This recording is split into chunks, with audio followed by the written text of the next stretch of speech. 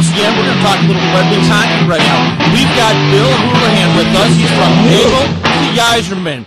It's a blog on the site that goes significantly in more detail than I ever could as far as hockey. And for you hardcore fans, this is the guy right here. Hey, Bill, how you doing, buddy?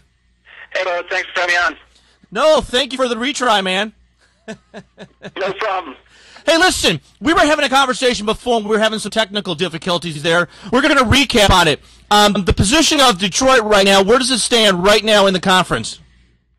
Oh, well, technically we are, I guess we would fall in at number 2 since we lost to Anaheim in the conference finals. But that's disputed, Bo. I got to tell you, Anaheim, they got some lucky breaks, in my opinion, and plus we were missing Matthew Schneider, of course, with an injury before the Anaheim series. And Hank Zetterberg was not at his best. He definitely wasn't healthy. And there probably were a few other nagging injuries, but we won't use those as too many excuses. But Detroit, probably you could say beaten by a better team over the course of the 6-game series. But they played surprisingly well, and they made it further than, frankly, we expected them to. Now, a lot of criticism was for the Red Wings as far as being a little old and maybe a little beat up in that series. Is that how you saw it, or a different spin? The old thing is tired. I'm sorry, but that's just not working anymore. The Red Wings were supposed to be old in 2002, if you recall, and they didn't have any problem back then. But then again, a lot of those same players are 5 years older, so the argument kind of speaks for itself. But the age thing isn't necessarily the big detractor for the Red Wings the last couple of years. It's always been a style of play and the fact that many people consider them to be a soft hockey team. And I think that against Calgary, and especially against San Jose, they really proved those people wrong because, frankly, they beat the hell out of those teams physically in a game that Calgary and San Jose expected to, the type of game that Calgary and San Jose expected to take to the Wings.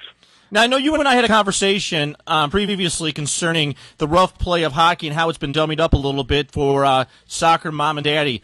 Right. But during that game with Anaheim, there was no mommy and daddy in that. There was a lot of hitting involved, a lot of fighting.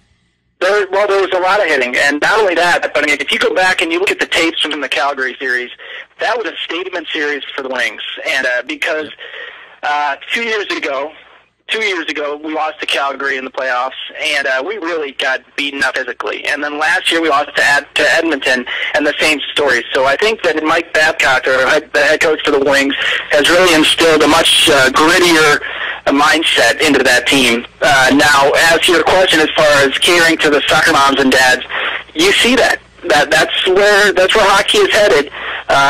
And that's something that the league itself is going to have to deal with if they want to regain some of the fans they lost and if they want to keep some of the diehards. And I think the important thing is not to forget the roots. Baseball forgot it. Now the baseball is sort of coming back. I don't care about the drug scare. I don't care about any of that stuff. It's just we're following baseball at a higher level because fans have slowly come back to the fact of watching the game the way we like it. In hockey, I love the hitting, I love the checking, I love the hard play in hockey, and I'm not seeing it as much over the years, and it's sort of, I'm trying to figure out if I'm watching an NBA game or a hockey game. Well, I bristle at the comparison between the NBA and hockey because I think there's a real character issue that needs to be explored there as far as the differences between NBA players, which are essentially thugs, and hockey players, especially NHL players, who are grassroots, blue-collar guys who've grown up in homes just like you and I did, who had kind of fight and claw to get where they are in society. Whereas the NBA guys have been handed something essentially starting in the 7th or 8th grade. As far as the style of play that has changed, yes, you bet. And you can lay that on the doorstep of one guy, and that would be Gary Bettman. And how much would you lay that at his feet? I'd lay every single problem the NHL has at his feet, from the TV contract that is non-existent on the soap network or whatever it is that we have now, or to the style of play that has you could look at as the induction of another referee added into the equation, which some people would quibble with. It's good for the game in some respects. But, I mean, the style of play is changing, and that's what Bettman feels he needed to do in order to get the game to the masses via television. And that's just not working, obviously, since we're on Versus instead of ESPN. Not only ESPN, but even on regular network TV, there's still a large portion of the population that still have, the rabbit ears going on. Not much, but out there. But not even those guys are able to get the hockey anymore. It's the fact is hockey's sort of missing in action in every station. Well, remember, it's not even that they just can't get it. It's they don't want to tune it in. Hockey is so far off the United States radar right now. I mean, NASCAR is well ahead of hockey, and I'm not a NASCAR fan, but I can say that honestly. Hockey used to be at least in the top 4. They're not in the top 4, and I'll tell you what, you would agree with me. They may not even be in the top 5 when you consider some of the more extreme sports out there, like UFA or some of the martial arts that are kind of really making their way into mainstream America. And I think what it goes to, that point you just made, in this world of political correctness, mixed martial arts is kicking the door down on everybody. So why is the president of the NHL screwing with product? That's a great question. And if you look at his history, Gary Bettman doesn't have much to go on. He had a lockout that accomplished nothing. He's expanded a league that absolutely did not need it. He's taken hockey away from its friggin' heartland of Canada, essentially. And he's expanded the league to include cities that just had no business hosting hockey. For instance, Nashville. Nashville has a great team, talent-wise. But if you look at the fan support that they have about 13,000 fans. And those are the ones who come to that arena every night. They can't fill it. They don't have corporate sponsorship. Their media has no idea how to cover it. And frankly, they reside in a state, and I've lived in Tennessee, they reside in a state that has no idea what hockey is. And it's just bad judgment on Gary Bettman's part. If he had any, frankly, balls, he'd reduce the size of the league down to about 26 teams. He'd cut his losses, and he would beg ESPN to take him back. Yeah, I think old Gary is misjudging the fact of the NBA. The NBA has almost the same ratings as the NHL, and it gets 5 times as much coverage as the NHL.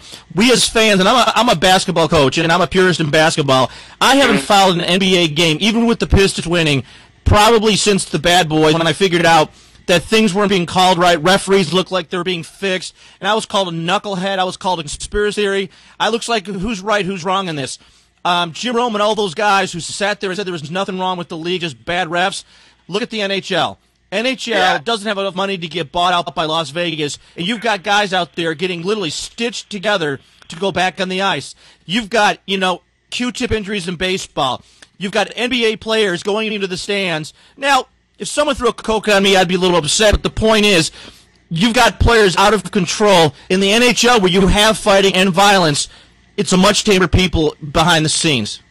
Absolutely. Not only that, but the character of the players involved. And you look at an NHL playoff season, and you show me a roster of an NHL team where 75% of those guys are playing with injuries that would sideline a baseball player or a basketball player. I won't throw the NFL in that mix because those guys play hurt. But NHL players are famous for playing through injuries that we probably never know about.